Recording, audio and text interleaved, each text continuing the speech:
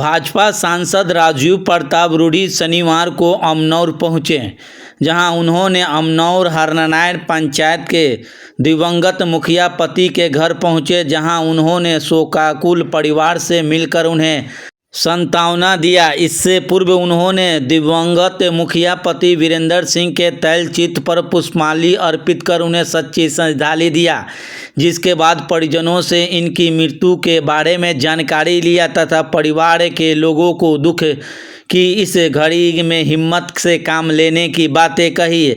आगे उन्होंने न कहा कि दुख की इस घड़ी में मैं आप लोगों के साथ हूँ, जहाँ भी मेरी आवश्यकता होगी मैं वहाँ इस परिवार के साथ खड़ा रहूँगा।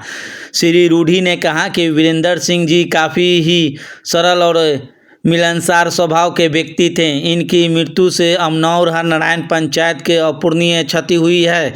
इस मौके पर मुख्य रूप से भाजपा के वरीय नेता राकेश सिंह, सत्येंद्र सिंह, अमनौर हरनारायण पंचायत के मुखिया सह प्रखंड मुखिया संघ अध्यक्ष डॉक्टर निर्मल सिंह, पूर्व सरपंच संजीव सिंह, मुखिया संघ के अध्यक्ष प्रतिनिधि राजीव सिंह, हरनारायणपुर पंचायत के पंचायत समिति प्रतिनिधि प्रियरंजन सिंह, युवराज राणा प्रताप सिंह, दीवान प्रसाद, पंचायत समिति प्रतिनिधि पिंटू तिवारी समेत दर्जनों लोग मौजूद थे।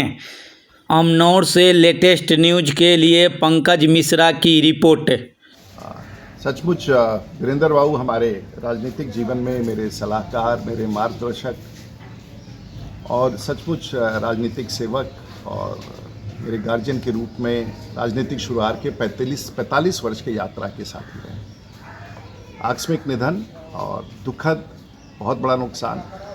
सिर्फ उनके प्रार्थना में आज मैं यहाँ आया हूँ। उनके आवास पर उनके बच्चे राजीव जी और रंजन जी, सभी परिवार के लोग यहाँ हैं। लेकिन वीरेंद्र बाबू अपने आप में एक पहचान थे, एक सामाजिक पहचान थे, एक और बहुत ही सिद्धांतिक व्यक्ति। अपने कष्ट को कभी नहीं बताते थे।